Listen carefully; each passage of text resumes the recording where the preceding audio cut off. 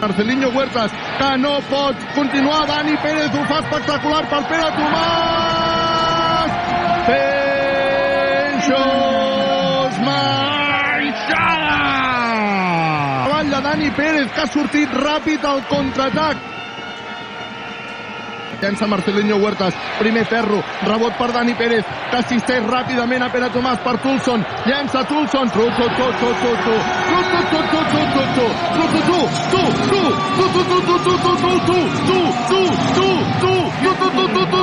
quin gran partit de moment que està fent el Baxi Manresa. Pilota interior per Shermadini, s'aixeca Shermadini, bàsquet de Shermadini, i no només això, sinó falta personal, a més de Kravish. Aquest serà el nostre gran mal de cap avui. Està jugant ja Kravish, que busca a la banda dreta a Pere Tomàs, se centra, se'n va cap a dintre Pere Tomàs per taulell. Pere Tomàs, tenia un gat, Déu meu, quin gat, que bàsquet! Quina bèstia, Pere Tomàs, quin partidàs que està fent Penyarroya. De què us sona, Marc Penyarroya? D'alguna cosa, no? Sí, és el fill de Joan Penyarroya, aplaudidíssim ara, perquè toca la primera pilota i ha sortit com a base. És una notícia extraordinària. Marc Penyarroya debutant amb la samarreta del Baxi Manresa. Justa, que se'n va cap a dintre per taulell, bàsquet de Justa. Bàsquet de Justa, que posa el 22-27 en el marcador, 5 minuts i mig, perquè s'acabi la primera part del partit. Shermadini torna a obrir amb López al Shermadini torna a obrir. Pilota per Justa, que llença per taulell, bàsquet. I 3, atenció, perquè el Tenerife està dominant molt clarament en aquest segon quart.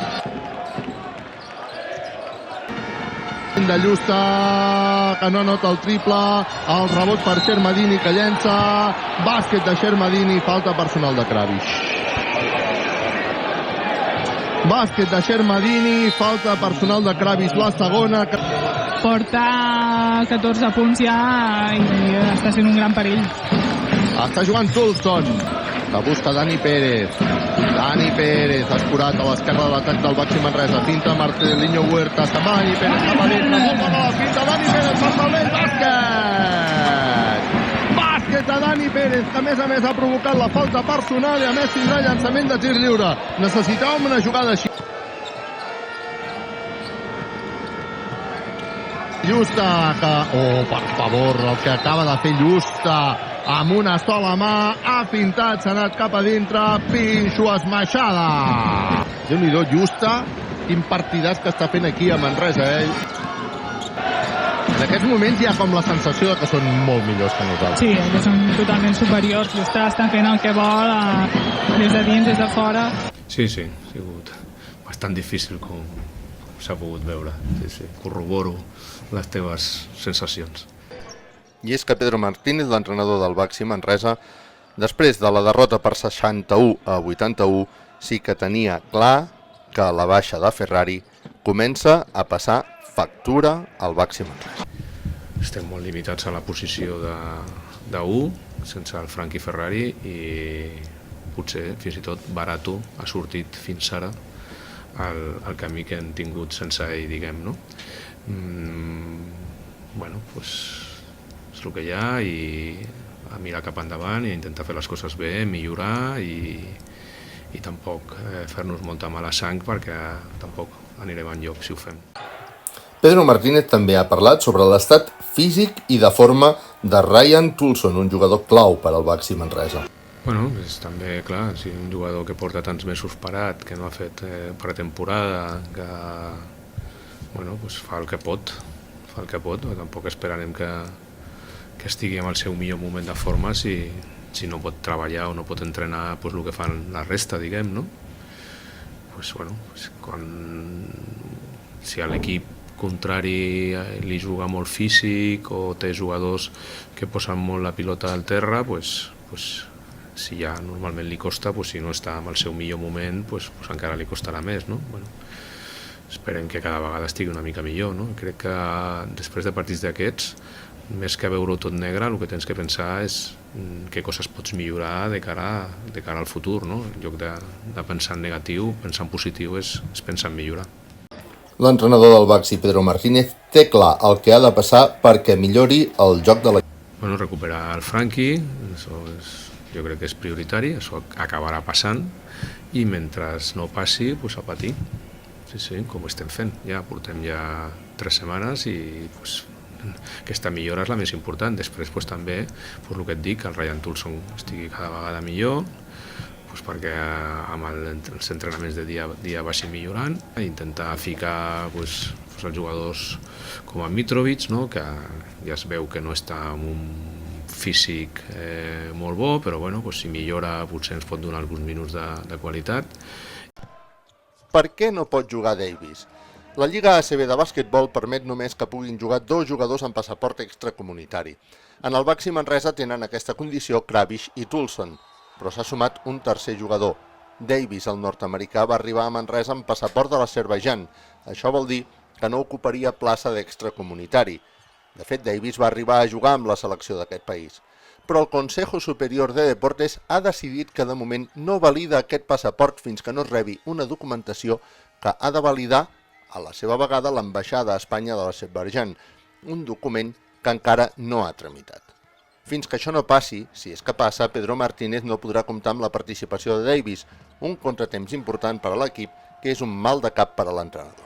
No tinc ni idea, no és un tema que jo tingui ni potestat, ni informació, ni res sé el que ha passat, perquè evidentment estic informat, però fins on jo sé no tindrem una novetat demà o demà passat, diguem. No sé quan la tindrem, però de moment evidentment estem obligats a escollir 2 dels 3 jugadors extracomunitaris que tenim. A diferència de la Lliga ACB, els manresans sí que podran jugar amb tots els jugadors la competició de la Champions League, ja que en aquesta competició es permeten fins a 5 jugadors amb passaport extracomunitari.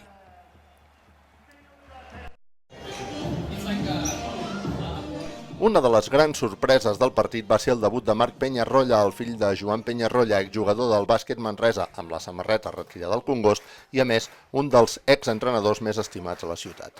Marc Peñarroya encara és júnior i va haver de debutar per les circumstàncies i la baixa de Ferrer. El Marc, que és un jugador que jo crec que té futur, és obvi que no està preparat per competir a la Lliga ACB, però això no és que ho digui ara, ja ho sabia abans del partit, diguem, no? Però bueno, a la fuerza ahorcan, ¿no? Entonces ell ha entrenat solament 2 dies amb nosaltres perquè estem obligats per les problemàtiques que tothom sap que tenim, diguem. L'entrenador del Tenerife, Chus Vidorreta, assegura haver estat content d'haver pogut veure en persona el debut de Marc Peñarroya a la Lliga ACB, el que a més anima a seguir treballant. Bueno, lo primero que me ha venido a la mente es mirar a la camiseta, ¿no? Que estaba colgada ahí, ¿no? Que yo he tenido la oportunidad de estar en el partido en el que el hijo de Joan, Marc, debutaba en la ACB.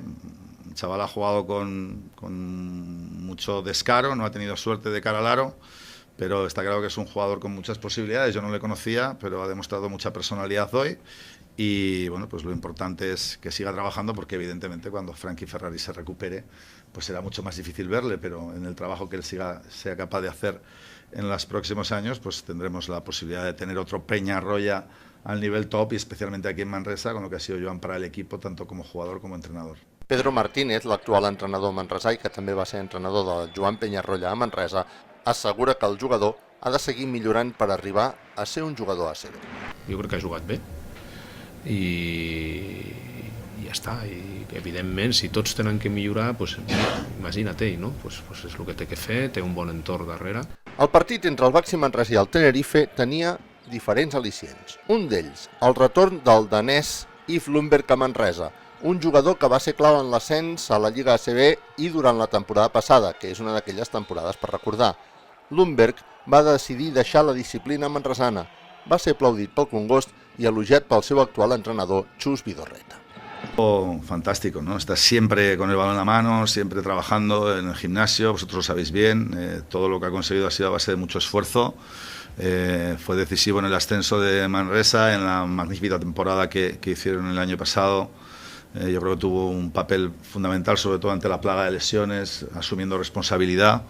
Ahora su rol es distinto, pero saliendo de banquillo intentamos darle también una referencia, como os digo, importante en esa segunda unidad, y él lo está entendiendo.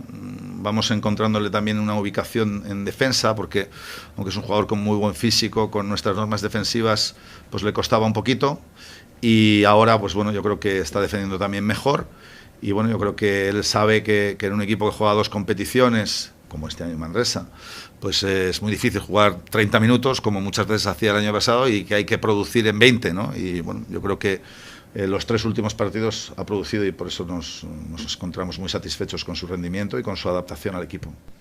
I el proper dimecres a 15:45 del vespre el Congost tornarà a tenir partit. Serà partit europeu de la Champions League que jugarà davant del Lietkabelis de Lituània. És bo tenir partit després d'una derrota com la d'aquest cap de setmana?